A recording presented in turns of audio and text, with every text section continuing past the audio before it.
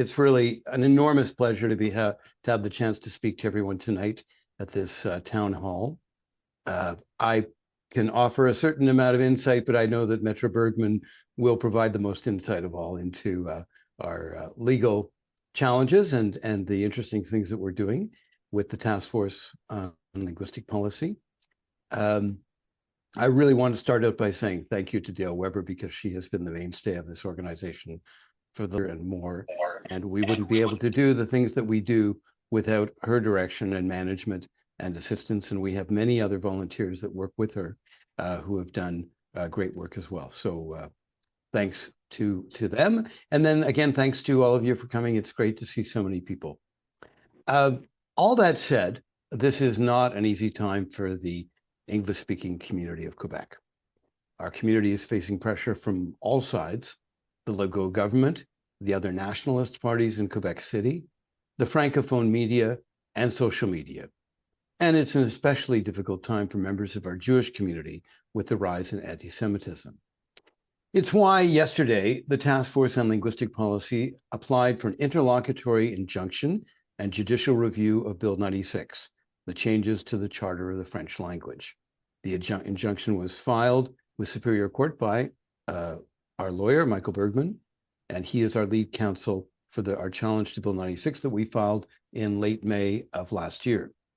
Now, the injunction states the issues raised in Bill 96 are all serious and justiciable, as they constitute encroachment on constitutional and human rights with respect to rights of life, liberty, and security, equality, healthcare services, government services, education, employment, as well as freedoms of expression and mobility, and freedom from undue state interference. All things that are guaranteed in our Constitution, but currently are being failed to be protected. So we have to build our might to win this fight and take it to the finish line. It will take the involvement of the entire community by spreading the word with fundraisers, speaking engagements, coffee parties, rallies, any sort of public initiative. And our work is only just starting. Now, I said this before, but I want to emphasize it. If there's one flaw in our community, is that we tend to easily criticize our own. We are very diverse and we are spread across the province. And so it's natural that there will be people that will find fault in things that are being done by one group or another. But as the old saying goes, the perfect is the enemy of the good. We sometimes can't meet the expectations of everyone in our community, but the task force, our elected officials, many of them, not all of them, but many of them, and all the other organizations representing the community are doing their best, and we are doing our best. So we have to work for solidarity among us if we're going to have an impact. We need you to get involved. If you have fundraising ideas, send them into info@thetaskforce.ca. We'll be doing more town halls and perhaps more face-to-face gatherings. I'm happy to go anywhere in the province if I can. We need to go through community groups, school boards, parent committees, places of worship to get to individuals, because individuals will not lose their funding if they speak up, but a community group may be worried about this and that, telling their followers what they can do to take action. We are a grassroots organization of individuals, and we represent people who don't necessarily have a voice. So always keep that in mind, that we are the group, the go-to group for individuals in this fight. While we need the support of community leaders to get access to individuals, we also need to convince individuals to join us, donate, volunteer, as well as write their MP, write their M&A, tell their friends, family, and neighbors, and show up at the next protest. This will be how we increase our might. As a community, we can do this, and we can do this with greater solidarity. Many people say we don't have a chance unless we get Francophones to become allies. Well, I'm very well integrated into the Francophone community, and I'm not afraid to say the same things in French as I say in English. We will also need to resurrect our campaign, which focused on increasing Francophone awareness. We need to break the silence of Francophones who know that Bill 96 will not take Quebec in the right direction. Bill 96 is political, and this will be part of our Changing Their Narrative initiative. Now, all of these things, our court injunction, our protests, our presence on social media, our presence in the news media, had to happen. We had to take this step, especially of this injunction, because the Legault government has created a climate of fear and insecurity. And that is a very strong focus in our injunction. The injunction lists 30 people whose lives have been detrimentally affected or they've been discriminated against by this law. And with every day that goes by, the government introduces another damaging policy. We have to say to them, enough is enough. And that is what we're doing right now. Every change that the government takes emboldens the extreme nationalists to make even more outrageous claims about our community, that we're not really Quebecers, or that we don't belong here, or that we're some sort of right-wing conservatives that go back to the 1700s. None of this is true. We are very well integrated, but there are people in our community who need services in English. Many of them are elderly, Indigenous, minority, visible minority communities, rural poor, and recent arrivals. Those are people that are very much on the margins of society, and we need to make sure that they are protected. Now, we like to say that rights are rights are rights, but the Constitution of Canada is being suppressed, and a unilateral amendment has been made by the Quebec government to the Constitution that attacks our community directly. And we have not had any response to that from Ottawa. Let's be clear. We are the largest bilingual community in Canada. We are fully integrated members of society, and our community has built world-class institutions that benefit all Quebecers. Now, I want to let you in on what the task force is doing. We have set out some very basic strategies, basically 4 pillars. Court action, which is taking Bill 96 to court. So we took it to court in May, and we're now taking this injunction. Championing community collaboration. All leaders in the English-speaking community have to work together. 3, combating apathy and increasing awareness. There are still a lot of people who are unaware of Bill 96, many in the Francophone community, but even Anglophones who are not aware of all the detrimental things in it. And then 4, changing the narrative. French is not in decline in Quebec. In fact, there was a book that came out with 25 scholars talking about the decline, so-called decline of French, that in fact, that what we need to do and what Francophones need to do is redefine who is a Francophone. My children, for example, are fluently bilingual because they went to school in French in Switzerland and in Ottawa. And they would not be considered to be Francophones by nationalists, even though they speak fluent French, speak and write and read fluent French.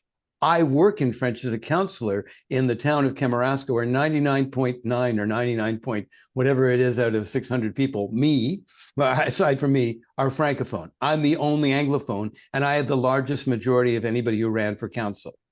So this is why we need to set out these things and seek to change the narrative. Now, the task force, as I said, represents individuals. Not schools, not municipalities, not groups. We fight for individual linguistic rights, and our court case represents this. There are other court cases in effect, but those represent the interests of institutions and corporations, but not per se, and municipalities, not individuals. That's what ours does. Now, in his landmark speech on civil rights in 1963, the American president, John F. Kennedy, stated, "The rights of every man are diminished when the rights of one man are threatened." I would say one person. But, the Kennedys, people were wealthy, white, privileged men who fought for the rights of people who were marginalized. In Quebec, as I mentioned, I'm fully integrated into the Franco community as many of you are, I'm sure. But the people that are being marginalized deserve to be supported and receive every single right that anybody else should. There are not two classes of citizens in the society, or there should not be. But what is happening is the Quebec government is defining different categories of citizen. And so it's our fight. It's the fight that belongs to all of us to work to make sure that everybody is treated as an equal. We are 1.25 million English-speaking Quebecers who may not share the same history because we've come from all around the world, but we do share the same language, values, institutions, and aspirations. We are diverse, multilingual, and multiracial. We are a rainbow of people from dozens of countries, and we can be found everywhere in Quebec, from Huntington in the south to Kuujjuaq in the north, from Pontiac in the west to Harrington Harbor on the lower North Shore in the east. The Legault government seems ready to do everything in its power to marginalize our community at whatever cost, but we refuse to be silenced. Quebec is our home, and we will not be intimidated. We need your support. We need you to reach out to every organization in your community, in your town, in your village, in your neighborhood, on your street. Talk to your neighbors, your friends and family. We're calling on the entire English-speaking community to come together and show we are a united front. We need your voice to join in the overwhelming chorus to say, enough is enough. Now, I'm going to speak to the Francophone community because I think they need to understand this too. Ensemble, nous enverrons le message que nous ne quittions pas, que nous n'accepterons pas cette intolérance, que nous ne voulons pas nous tourner contre nos concitoyens. Nous restons pour combattre ces nationalistes extrémistes. Together, we will send the message, we're not leaving. We won't accept this intolerance. We won't let them turn us against our fellow citizens. We are staying to fight these extreme nationalists because Quebec is our home and Canada is our country. And we believe in principles of inclusion, pluralism, tolerance, and freedom. Join our movement at www.thetaskforce.ca. Thank you. And now I'd like to introduce Michael Bergman. He is a brilliant person. His curriculum vitae is as long as a couple of people's arms.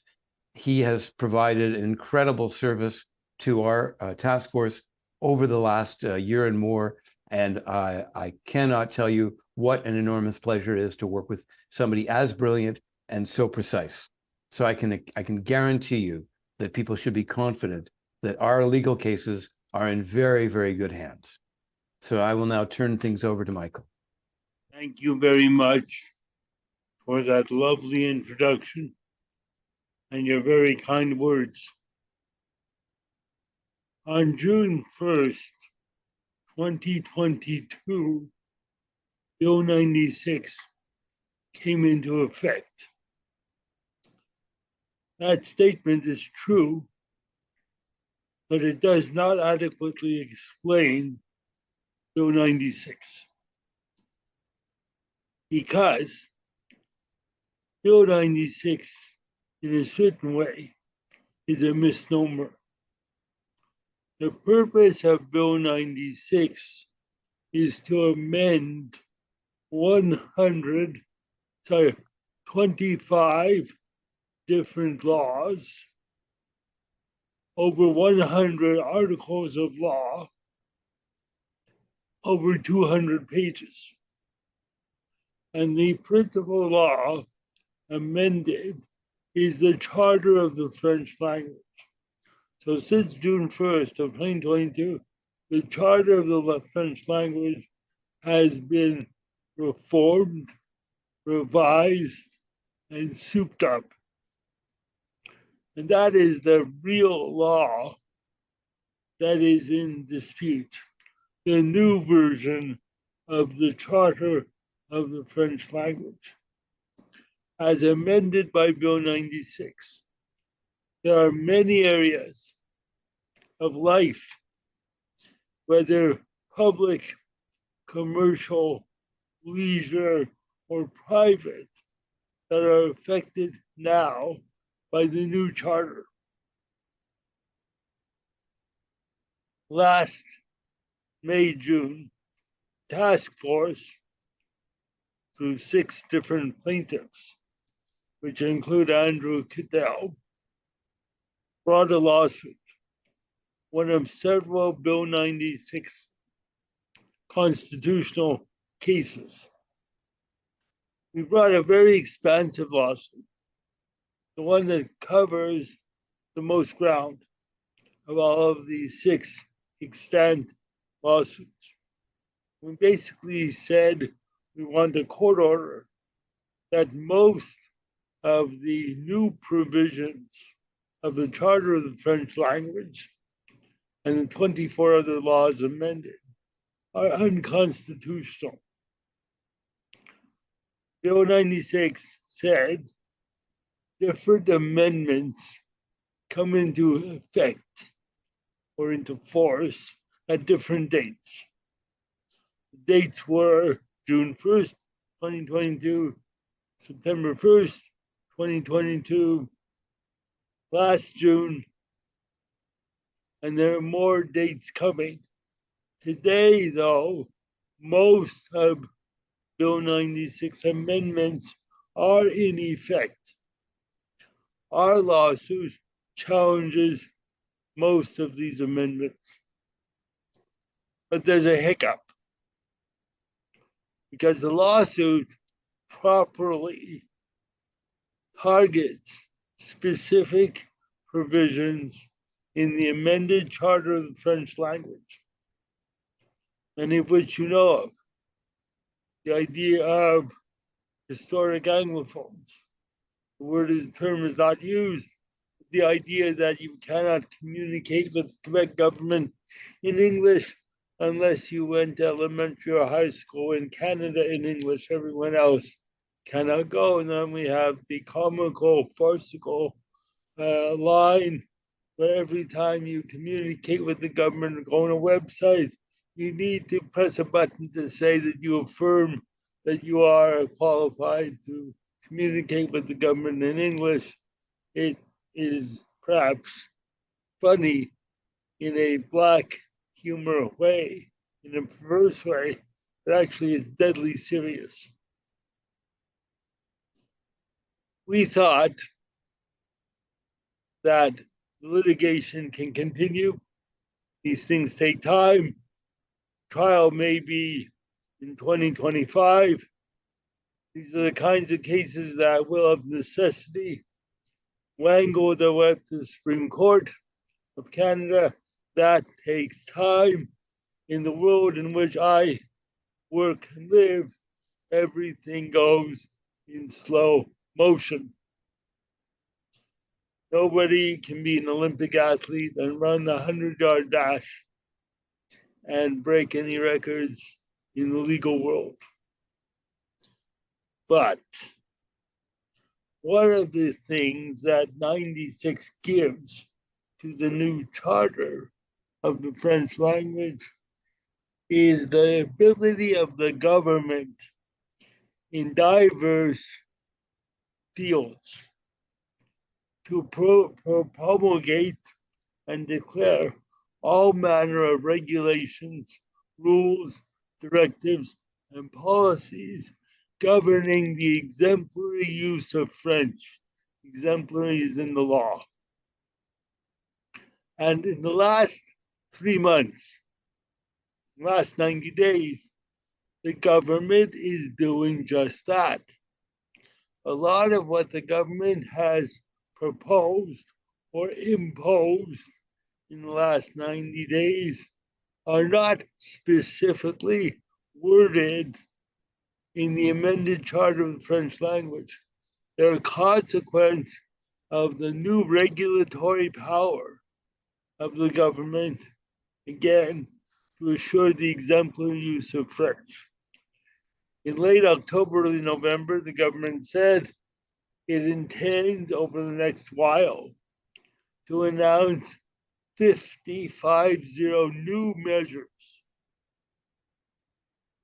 Most of those have not yet been announced. Presumably, they will be announced over the next weeks and months. Some of them have been announced.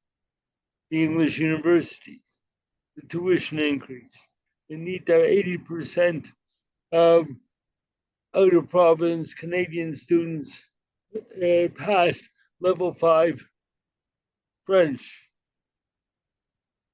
You may have heard the last couple of days there are draft regulations on signs, on businesses. You all know that since 1977, English on commercial signs has been small. You need glasses.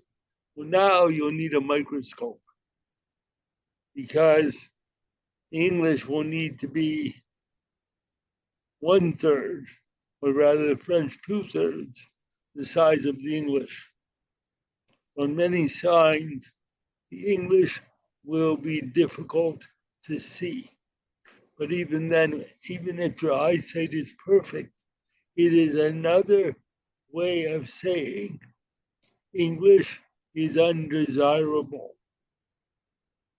It's a communication to the public, whatever their language. English is not really wanted. These measures will continue. That led to a decision. If we wait for the trial, if we wait for the ultimate judgment one day, in years to come of the Supreme Court, everything will have changed in the meantime. Whether it's the existing measures, the remaining 50 measures, another 50 measures, whatever it is. And we cannot say, even if the CAQ is not the government in years to come, that another party will not simply make new measures and this measure and that measure. Because as we all realize, the idea that French is in decline and threatened is so grounded in Quebec thinking, in culture, in conventional wisdom, that it may never be questioned or shaken. But whether or not French is really in decline, and the statistics can be read in many, many different ways. The point is, our rights, all rights of everybody in Quebec, regardless of language, cannot be disturbed. It's one thing to make a reasonable, limited compromises to give French a hand, to make the majority feel more secure, to make them feel their identity is not at stake. It's another thing to squash or squish the Anglophone community into dust. So we decided to take a stand, ask the court within the context of our existing lawsuit for what is called, in my world, an interlocutory injunction. That is a court order in the course of a lawsuit to prevent further changes, prevent further damage until the underlying lawsuit is heard and adjudicated on by the courts. This interlocutory injunction will have an initial hearing date of February 6th, in about 3 weeks. It has been served on the Attorney General of Quebec.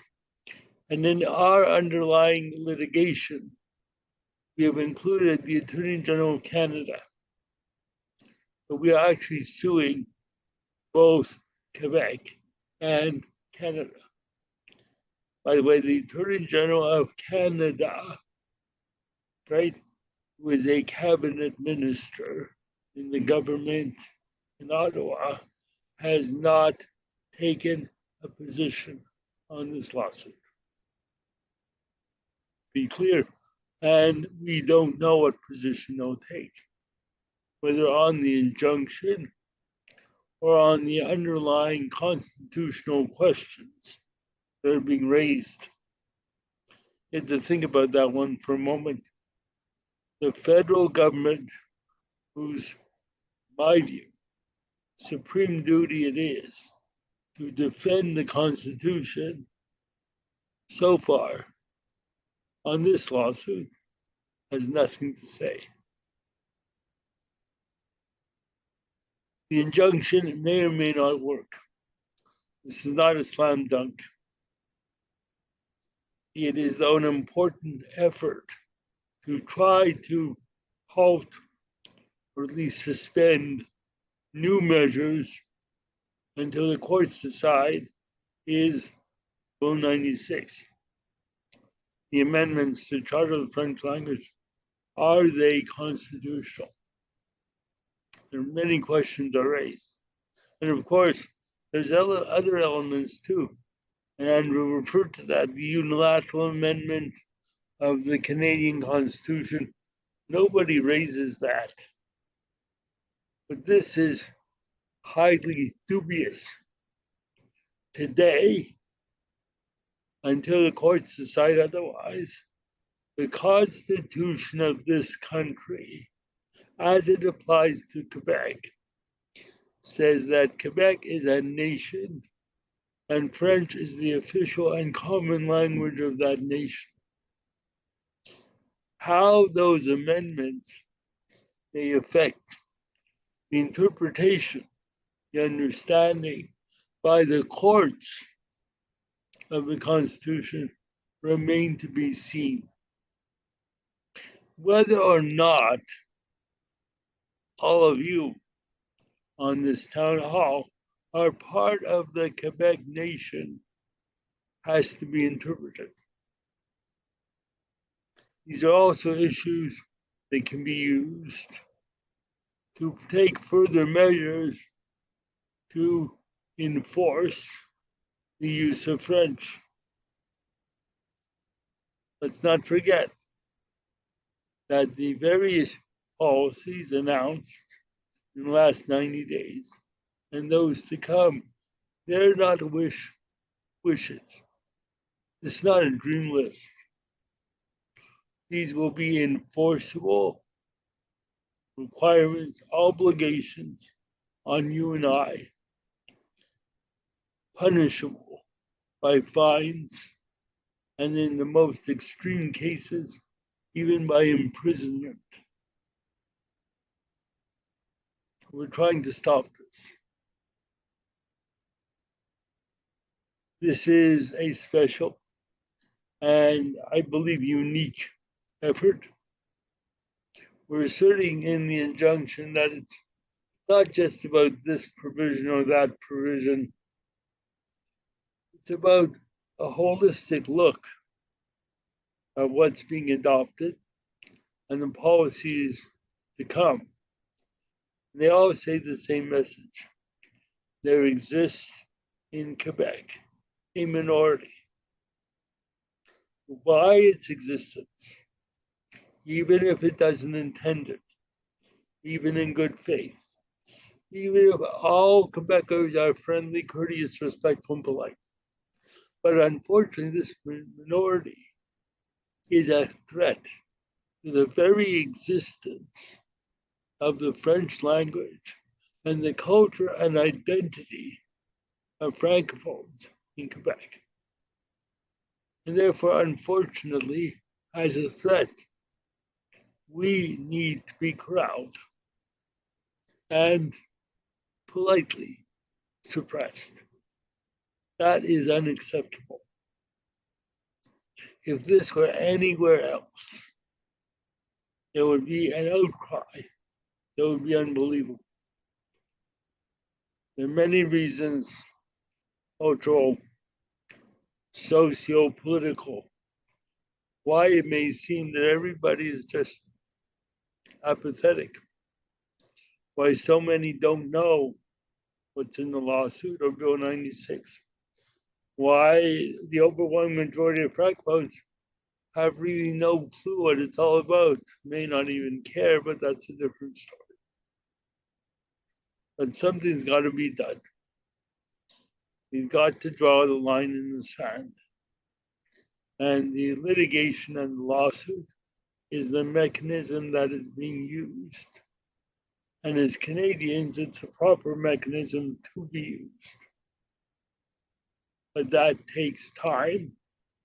Ergo, the injunction to try to freeze the situation so no further damage is done. I'll be very happy to answer your questions. A lot of this involves very legalistic, technical stuff.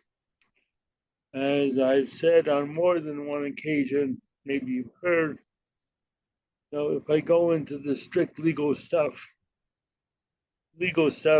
laws, they're tedious, they're boring, and they're fatiguing. So if I fall asleep, wake me up. Thank you. Okay, thank you, Major Bergman, so much. It's very enlightening, very interesting to try to understand the process and understand that we have hope and there is a way that we can fight. Andrew, I suggest we start the Q&A now rather than we go into details of how people themselves can help our fight. I think since Major Bergman just spoke.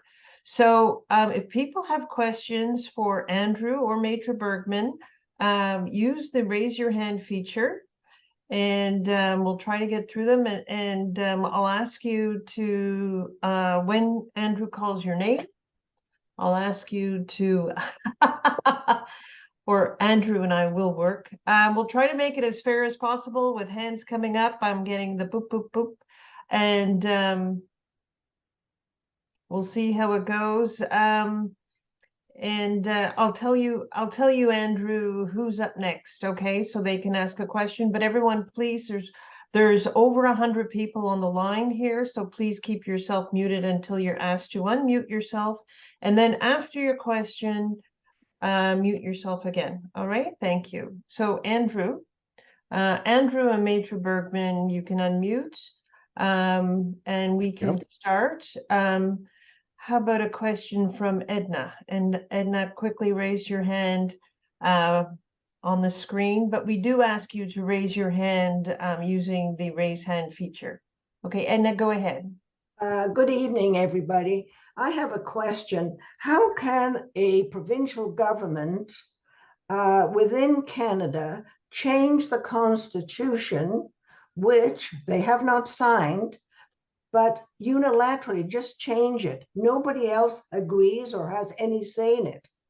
They just change it. How can you do that? So, Michael? if I may answer. The amending provisions in the Canadian Constitution came into existence in 1982. So many of you may remember a whole big debate that led to the repatriation of the Constitution. And repatriation sounds like a bad salad from a poor restaurant. Before 1982, Canada couldn't figure out a mechanism to amend its own constitution. So what it did, it said to Britain, look, we started off with a constitution in 1867 that was a law of the British Parliament in London. Back in the days when we were a colony and became what was called then a dominion. And we were part of the British Empire. So Canada said, look, we'll leave the ability, the legal authority to amend with the Parliament in London.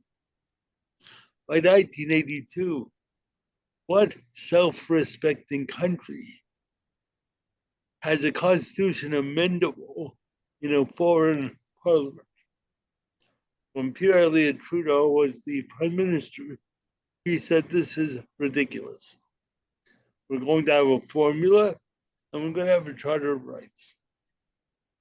But the formula that the various premiers of the different provinces, other than Quebec, would agree on is so convoluted that it's subject to all kinds of ifs, ands, and buts. It's got this line in it. This line says, a province, means any province, can amend its own constitution. It says it. Nobody is quite sure what that means. What is the constitution of a province? In fact, no province has a constitution in writing other than, believe it or not, British Columbia. The British Columbia's constitution just says it's a democracy, it's made up of a legislature and you vote. There's not much in it. So when Bill 96 was put together, the Quebec authorities came up with this idea. If the formula provides that we can amend our own constitution, we're going to assert that within the Quebec context, the Canadian Constitution is part of the Quebec Constitution. And therefore we can unilaterally amend it. And they did just that in Bill 96. Parliament, the House of Commons,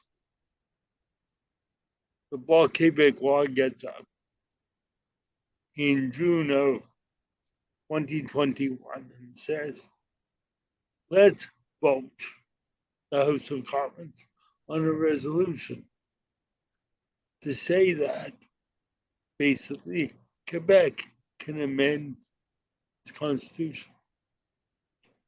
And more or less, I'm paraphrasing what the resolution says, the House of Commons voted yes. Now that doesn't have legal meaning, except that in one fell swoop, the House of Commons may have unwittingly, or likely unthinkingly, legitimized the idea that Quebec can unilaterally amend the Canadian Constitution. This is before the courts. Until the courts strike it down, it's valid. So that is a longish answer to a question that needs even a longer answer. I can say this, most academics in Quebec assert that, academic lawyers, law professors assert that Quebec can do this. Most law professors outside of Quebec say, no, it's ridiculous.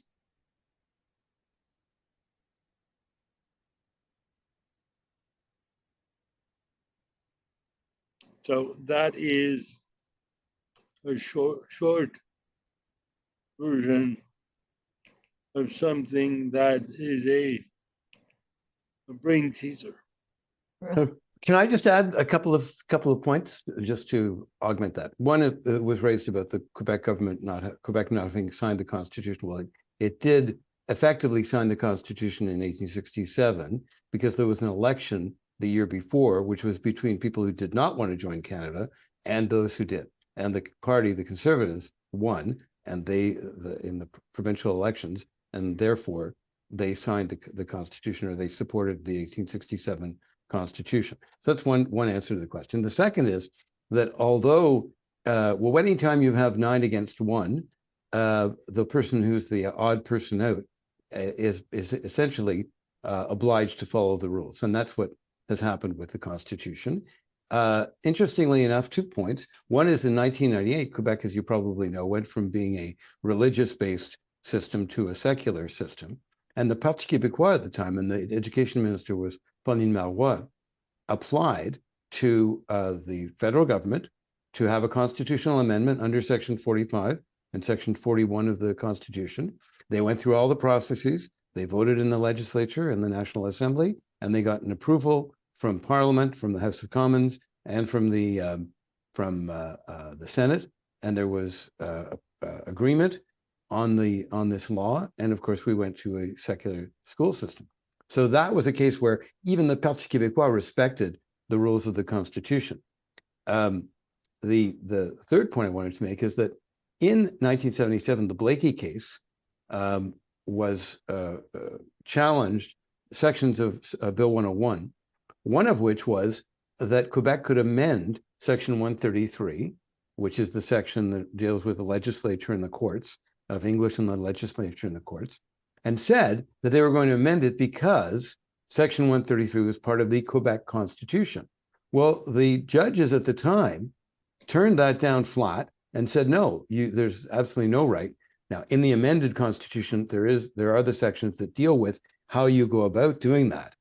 But as Michael said, the vast majority of constitutional experts in Canada say the judges got it right in the final judgment was 79 with Blakey, and you cannot go around Section 133. And it reminds me of when I was a kid, there were kids that, you get into a fight with them, you pin them down, and you'd say, okay, say uncle. They'd say uncle, you'd get up, and they'd take a swing at you. So then you had to take them back down again. And this is the way I think the Quebec government is acting, that they just won't accept that these are the rules. This is our Constitution. This is the supreme law. It's already been determined that Section 133 is unassailable, but they keep on trying to do that. And there are rules that they have to go by, and they ignore them. So I think we have to, one of the things in our court case is to take this issue and say, no, we have rules in this country. It's really sad, however, that we should have to do it rather than the federal government, the Attorney General of Canada doing this, because that's really their job, is to defend the Constitution of Canada. It's not supposed to be ours, but we're doing it for them. Great. Thank you. Thank you, Andrew. Thank you, Maitre Bergman. Very good question. Thank you. That was a good one. We'll have to keep the answers a little shorter so others can get their questions in. The next one up I see is Linda Shui. Yes, thank you. Yes, what I wanted to ask is, Maitre Bergman, you said that, I think what you said was that the French is declining in Quebec. Did I understand that correctly? Did you say that? I said that is the claim that justifies, according to the Quebec government, Bill 96. No, but in fact, the French is not declining. And Well, there is a debate. Yeah. Well, no, I think one of the things that there's more French being spoken now than ever. And this nonsense about it's declining, they just base it on homes where they do not speak French. Here, Kadir, who was a member of the National Assembly, de Quebec Solidaire, he was an immigrant from Iran. He did not speak French at home. And he spoke Farsi to his kids because he wanted his children to be able to understand the culture and history of his native country. And he wanted his children to be able to speak to their parents, their grandparents in Iran in Farsi. And you can't, just because they did not speak French at home, doesn't mean that this is a bad person or that he's ruining the French culture and the French language in Quebec. Thank you, Linda. Major Bergman, anything to add to that with the fact of that? Regardless of that being, in my view, correct, the fact is, there are a lot of Francophones, there are a lot of Francophone demographers who don't agree. And they see in the statistics what they perceive as a decline. This is the famous battle over numbers. And it's not an easy one to get consensus, even though I agree with you. Thank you. Thank you, Linda. Debbie. Can you look into your crystal ball for a second and just help me understand what it looks like to win. Does it mean that the CAQ has to backtrack on their effort to have McGill and Concordia increase tuition fees for other Canadians? I mean, how does it affect our world if we win? If the injunction succeeds, it applies to new measures, not the measures already in place. Because we would have had to take action earlier. And in case of the universities, they themselves would have to go to court, and they did not. So what we're trying to do is say, it's enough. Let's stop, let's halt, freeze the situation until the court decides what's constitutional and what is not. That's the objective. Okay, so let me ask you this. If we win, will the functionaries at the RAMQ office, the RAMQ or the SAAQ office be obliged to speak to us in English? No. That's not going to correct that unless you're a historic Anglophone, but that is in dispute in the constitutionality just to go to trial. What we're trying to do is, of the 50 measures, I'm guessing that the government has already imposed 3 or 4. There's at least 45 to 48 more measures to come. We don't know what they are. Right. But we're trying to stop at least that. Okay. Got it. Thank you. You know, I think from the political side, if we were to win the injunction, it would certainly put a stick in the spokes of the government, and it would be embolden the public servants less, and they would be perhaps a little reluctant to apply these crazy rules. And I think we'd have the moral authority to say to the city of Montreal, take down that stupid list of types of people who can be served in English. I know I like to point out my father, who was a very proud Canadian, born in Canada, spent 7 years in his youth in Scotland and was educated there during that time. Came back to Canada when his parents separated and went back to high school in Canada, graduated from Lachine High. Now, he would not be considered an historic Anglophone, even though he served in 6 years in combat in the Second World War, worked in dozens of volunteer organizations, was a very, very proud Quebecer, lived in Quebec most of his life. And yet, if he were still alive today and he went to a service center or a hospital or to the RAMQ or the SAC, he would not be served because he wasn't a historic Anglophone. My son, who was a peacekeeper in Bosnia, went to McGill, went to Dawson College, spent 8 years in the United States and went to school there. Again, would not be considered an historic Anglophone. Unfortunately, he died in 2005.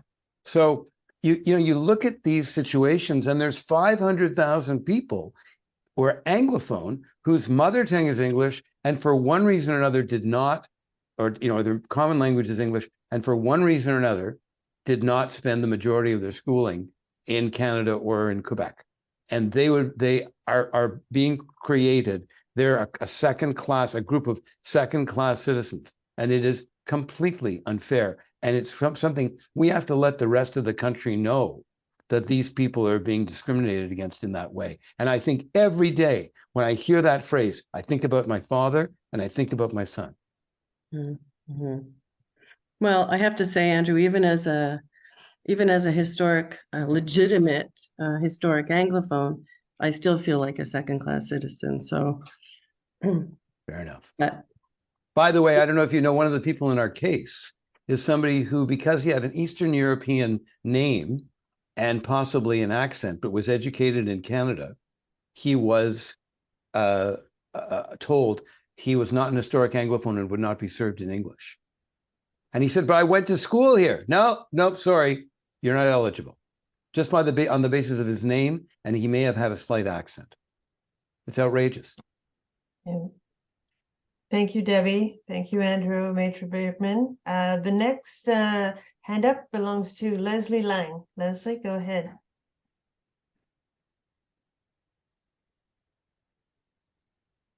Hi, everybody. I must say I've been dealing with the Quebec government and they bend over backwards to be nice. So, I mean, that is something in their favor. I think that there's a lot of people that are working within offices.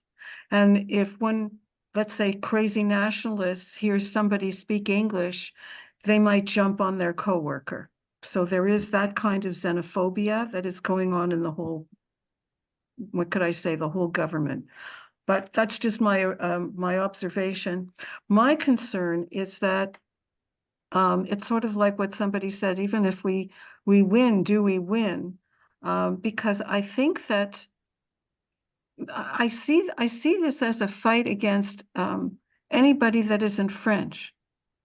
So whether it doesn't matter where you come from, if you're not a Francophone, they feel that they're not maître chez eux, you know? And the proof of that for me, it was such a shock to see McGill and Concordia being assailed in the manner that they did. I mean, these are first-class universities. They are fighting people that are going to be researchers and doctors and architects, and they don't see how they are limiting the expertise in Quebec. And so, and they even don't care about the patronat, the Conseil de Patronat, 770,000 small businesses in Quebec. So how do you fight people that are so, on one hand, you've got the normal Francophones that are just trying to make a living, and the political Francophones that really don't care about us. They care about their own power, I guess. And what concerns me also is the notwithstanding clause. And come to think of it, the whole Canadian Parliament sitting on their hands, except for Anthony Housefather. So we've got a big fight going on here, and including apathy. I must say, when I walk around with my 96 with a slash through it, nobody knows what it is. That really frustrates the hell out of me. And people say, Leslie, lower your voice, but I get crazy. Because what do you mean? Now, what you did with this injunction is brilliant. Sorry, it's a phone call. What you did is brilliant, because I think it'll bring some kind of attention and wake people up to what is really going on here. So thank you for that. And I think I'm finished now. You know, what I wanted you to say is just 3 words everybody should say to any of their Francophone friends. Faites vos devoirs. Because they don't know what's in the law. That's and right. They need to do their homework. Faites right. vos devoirs. Well, it's getting them to care about it. I mean, even my Anglo friends, it's unbelievable. We are not marchers. You know, we are, it's true. I mean, we're fighting against a lot, I feel anyway, in my group, I feel a lot of inertia. And I've sent out emails, I've called people. I had 2 people come to the drive-arounds, and some people are interested. But we have to get them to do something that doesn't, I don't know, I'm trying to think of what we could do to galvanize our people. And we have a lot of leaders. It's just coalescing again for one leader, and then we can hear our voices can be heard. I think that's, please comment on what you think. I am willing to go to any coffee party anywhere in the province, as I said, from Pontiac to Harrington Harbor, and even to go easily go to Huntington to Kuujjuaq to talk to people. And that's certainly the way you do a political campaign. But you're right, but it's not a bad thing that we're not breaking, doing vandalism. We're not smashing windows. We're not doing unlawful things. And because within a civil state and a democracy, you go through the political channels and you go through the courts, and that's how you're supposed to do it. I know it's, right now we're not talking about civil disobedience because we think that there is an alternative. And by doing this injunction, we're saying enough is enough, and we're taking the proper means. And I think that reflects well on us rather than badly, that we're willing to use the proper means and be very, very firm in what we say. And I can assure you that both Metro Bergman and I and anybody that's associated with the task force should or will, and I can promise on my part, will say the same thing in French as I say in English, because I'm not afraid to do that. So it would be like an information, we could gather for information meetings if we Of can. course, Get around. yes. Okay, thank you. I'll try. I'd love to do that. Yeah, I'll try and do that. Okay. In my own home. So thank you. Great, thank you, Leslie. The next question is from Tia Bork. Hello, hi. Okay. I have one question. My major question is about it was mentioned a couple of times that French is that there seems to be two different ways of looking at the data regarding to the use of French in Quebec, and some are arguing that French is on the rise, which is something I've noticed, and then the Quebec government seems to be arguing that French is on the decline. How do we read that data? How do we communicate? What is the, like, when I'm arguing with people, I would like to know kind of what is that difference, and what do we have percentages or anything like that, or any research that I could refer back to? Okay. Well, first of all, the numbers of francophones in the last census increased by about, I think it's 100 to 200,000. You can check it. As a proportion of Quebec, and these are people that are mother tongue, okay? As a proportion of the population, they decline because there are more people coming into Quebec of different languages. Now, in the numbers that the nationalist demographers count, they only count people who speak French in the home and who are mother tongue, okay? They don't count the 300,000 people who have dual mother tongues, which the more sort of progressive demographers do. And the second thing is they don't count people who are fluent in French, but whose mother tongue is another language. So they don't count allophones who might be trilingual. Sugar Sammy, for example, is probably not counted as a francophone, which is ridiculous. My children, again, would not be considered to be francophones, even though they graduated with honors from French high schools. And I work in French and I live in French and I spend the most of my time in French in Kamouraska, and I'm not considered a francophone. So this new book that's come out with the 25 professors from right across the province, Jean-Pierre Corbeil is one of them. You should look at it. I put the link on the chat. Okay. That the new book says we have to redefine what is a francophone. But when I was a reporter at the National Assembly, and there two people I got to know quite well. One was René Lévesque, who's the premier, of course, and the other was Camille Laurent, who's the father of Bill 101. I did several long interviews with Camille Laurent. And one of the things one of the things they both said was, as soon as we educate, bring all the immigrants into our school system, there will be no problems. And as soon as Anglophones become more bilingual, we will have no problems. Well, they would be overjoyed to see that 95% of Quebecers speak French. They would be absolutely overjoyed. They wouldn't believe it possible. The second thing that, like Lévesque said, which I asked him, what is a Québécois? He said, a Québécois is a taxpayer. Is someone who pays his or her taxes to Quebec. No distinction of language or race or background. A Québécois is a taxpayer. So that's another thing.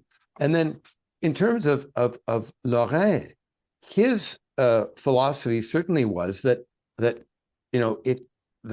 anybody who could speak French was a francophone. And so I asked him, is the Queen a francophone? Because the Queen spoke quite good French. And he said, of course she is. So this is the father of Bill 101 saying the Queen is a francophone. So I wish to hell if I can say that, that these nationalist demographers would get in line with what they said. And these are two very, very important people in the history of Quebec and the French language, what they said back in the 1970s and 80s. Mhm. I have another question because I met someone who moved here from Alberta, immediately got into the French language program paid for by the government, and I asked him about how that was going because he's now 7 months in, and he said he would not feel comfortable speaking a single sentence in public because 90% of the time was spent lecturing and about 10% of the time was actually practicing to speak French. So I'm just wondering, Legault is saying that new immigrants or people, I mean, he was from Alberta, so he was Canadian, that they have 6 months to learn the language, but there seems to be a deficit between the ability of the program that he's promoting and the result that he's trying to get. Do we have any information around that? Because he keeps saying, oh, as long as you're taking these lessons, as long as you're taking these classes, these people coming here should be fine. But what I'm seeing on the ground is that these classes are not very effective. They're not at all using tools that we know would enable effective language learning skills within that time frame. 6 months is a short period. There's no question. Part of the problem is there's an underlying issue that, in my view, is key, but no one wants to really address.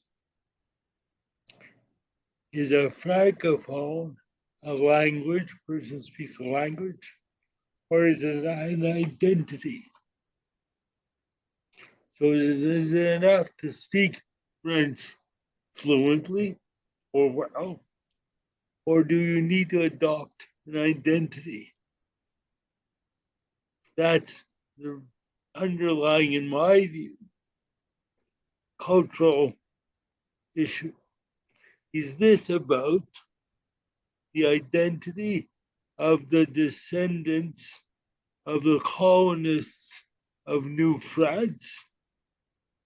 Or is this about a language, which is French?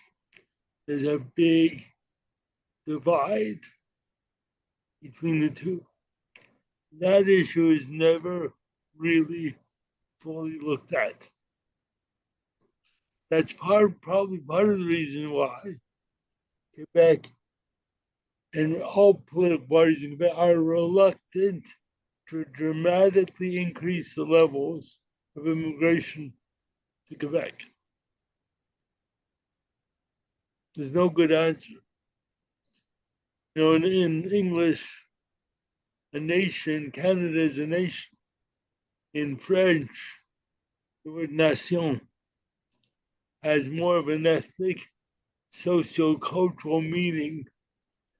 So you never read about la nation canadienne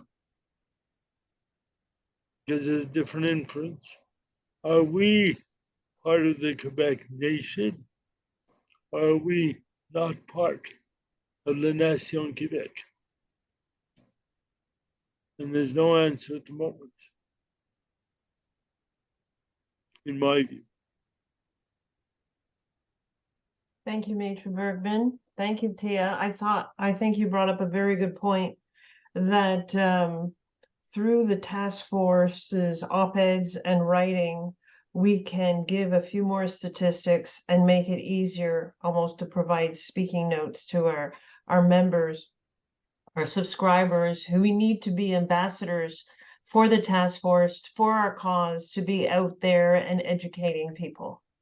So thank you for that. And for everyone to know, Taya is behind the scenes on Tell Us Your Story, which was, thank you very much, Taya, which was a project that delivered quite a bit of information, I guess, if you will, for our injunction.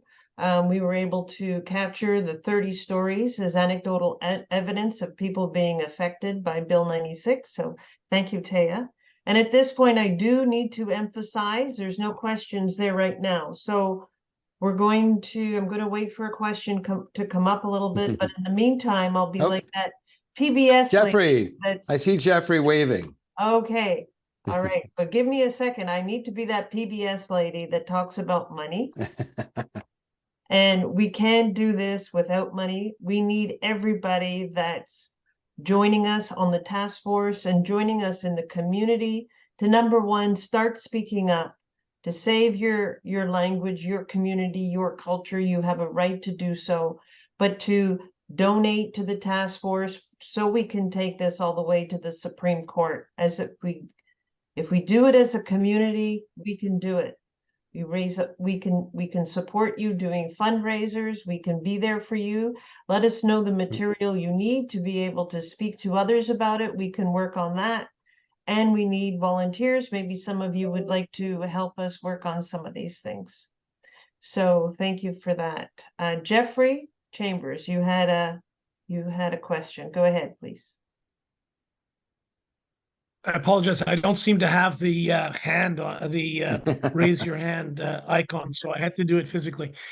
Three quick things. First of all, hats off, congratulations, and thanks to Andrew and Michael. The undertaking they've got us, and we're backing them in here, is a very big and very important initiative. Not only is it important to challenge Bill 96, but doing it on a broad scope, which, as they've pointed out, nobody else is doing, is extremely it's necessary in order this process work. So it's a good team, and we have to support them. Second point, I liked the little sketch that Michael gave of the technical significance of a request for an injunction, but I would like to have a little bit more information as regards what his best guess is in respect of the timing. You'll get to argue it in a couple of weeks. There'll be some delay before there's an answer, but sometimes in injunctions, it's pretty quick, as I understand. I guess whatever happens, one side or the other is likely to appeal. So if we win, we won't appeal, but they will. And if they win, we might want to appeal. How do you see that playing out as fast as possible? And the third thing I'll get off the air here is I think the point both Andrew and Michael were raising about the word and concept, Anglophone, Francophone, is quite important. I think we should give some thought to our use of the language, our use of terms, because we just, as a matter of convenience, call ourselves Anglophones. But if we regularly insist that Francois Legault is an Anglophone, he speaks English, and that's all that word means, or that Andrew Cadell is a Francophone, or, think about whoever else you want to put in that list. And then we get to go to the next level and say, as there may be questions about that, yes, any other definition is essentially ethnically based. And if they want to have an ethnic privilege priority in Quebec, they should admit it, and we'll have a conversation about that. But I think that when we accept, because it's convenient, their preferred terms, Anglophone, Francophone, Allophone, we kind of fall into their analytic framework where the ethnic claims or the ethnic character is kind of hidden. And I think both Andrew and Michael mentioned that, but I don't think we necessarily always mention it. And I think we should try and find a way of doing that. So those are my 3 points. Thank you. I may say the timeline is a matter of weeks to months on the injunction.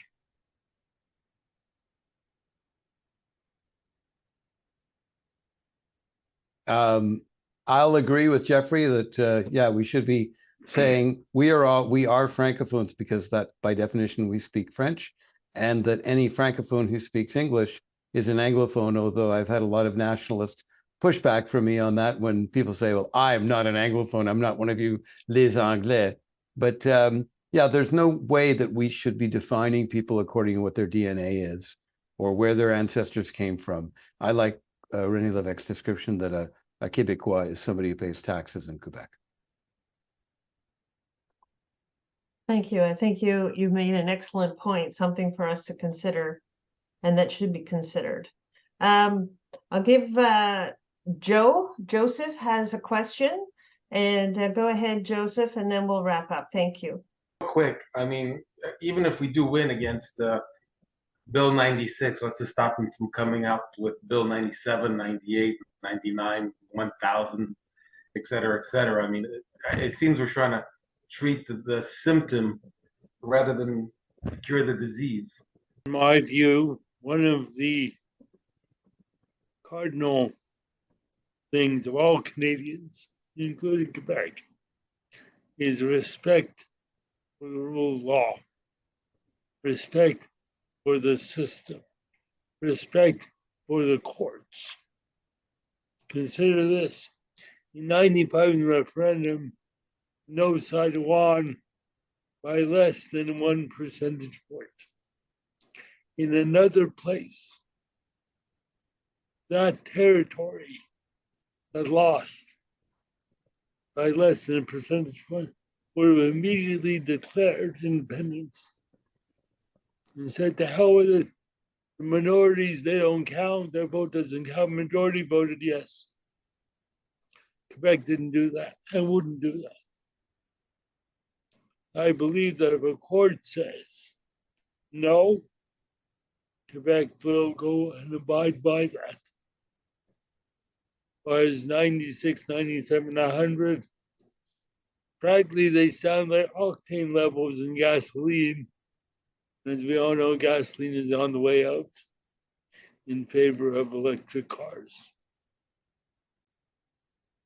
I just feel like we're just playing whack-a-mole. I mean, they come up with all these laws, and you know, there's one in the comment. There's something about Bill 40, Bill 22. I mean, they just keep coming up with these laws, and you know, we live in this place. We're not going anywhere. No, I didn't say we're not going anywhere. We're not going to be thrown. So we're taking a stand. Mm-hmm. They want to get, if a government has more laws, then we will have more court cases. Okay. And hopefully, through the electoral process, eventually governments will be elected that moderate their choices, both in Quebec City and in Ottawa. Okay.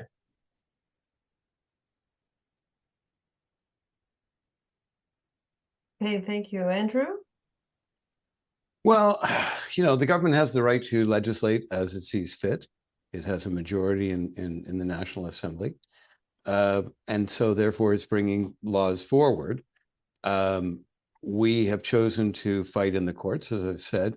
The point about Bill 40 is that Bill 40, yes, was defeated in a very, very interesting judgment by Judge Blanchard, and Bill 21, of course, another law that has already been defeated. But because we have a system of appeals and the Supreme Court, those laws and Bill 96 will make its way through. Now, the federal government can refer a law directly to the Supreme Court in order to determine its constitutionality. It has been reluctant to do that in this case because that would be seen as something as a bit of a red flag to a bull for both the CAQ and the Bloc Québécois. And with the minority government, with significant numbers of Bloc Québécois seats in Quebec, Prime Minister Trudeau just doesn't want to aggravate anybody, which is really unfortunate because he should be standing on principle the way his father did. That said, we're fighting this fight, and I get a lot of comments on the side from people that are both federal MPs and provincial ones saying, thank you for doing this. So I can assure you that there are people in our community that, for example, in the case of of Anthony Housefather's vote against Bill C-13, which is the new Official Languages Act, there were supposed to be about 15 MPs that were going to vote against the law. But the Prime Minister's office went to those MPs and said, if you do, we will not sign your nomination papers, which would mean that they would not be able to run again. And as you probably know, after 6 years, a member of parliament's eligible for a pension, and many of these people would not have been eligible to get for their pension because they wouldn't have been elected again, or they wouldn't have run again.